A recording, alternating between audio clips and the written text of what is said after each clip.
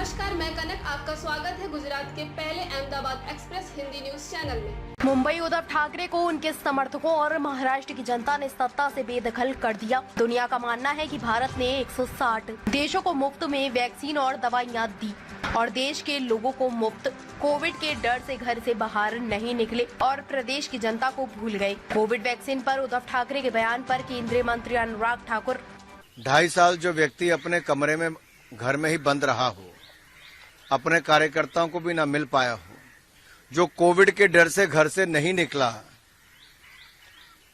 उसको सत्ता से निकालने का काम उनके ही कार्यकर्ताओं ने किया है, जनता ने किया है। और जब अपनी विचारधारा को छोड़कर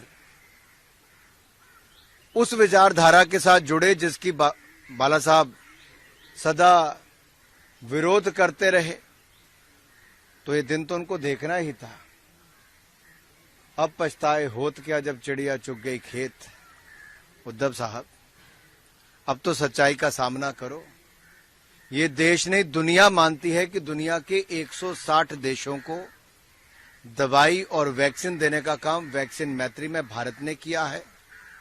भारत में 220 करोड़ वैक्सीन मुफ्त में लगाने का कार्य ये भी मोदी सरकार ने किया है। और मोदी जी के ही प्रयासों से जब फंड का प्रावधान किया गया, हमारे वैज्ञानिकों को प्रेरित किया गया, तब जाकर ये वैक्सीन बन पाई। इंडिया के मैन्युफैक्चरर्स ने वैक्सीन बनाई और हर राज्य में घर घर तक वैक्सीन लगवाने का काम मोदी सरकार ने किया। आप तो उस समय कमरे में बंद थे, डर रहे थे। आप तो मुंबई की जनता और महाराष्ट्र की जनता को भूल चुके थे।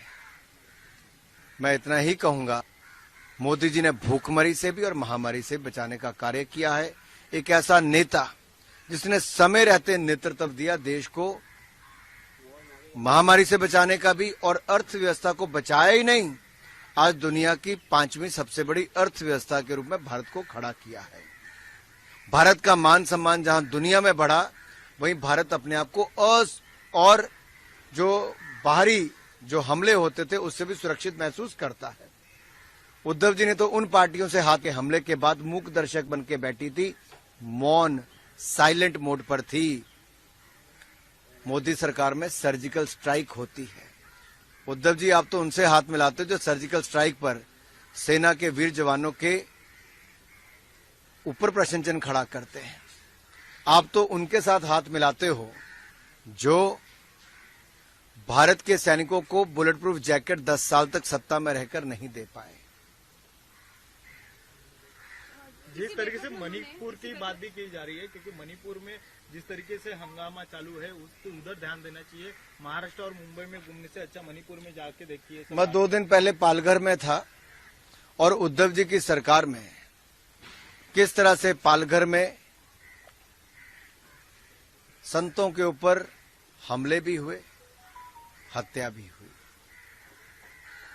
और जिसके रहते संतगणों के ऊपर ये हुआ हो, उसको तो शर्म करनी चाहिए।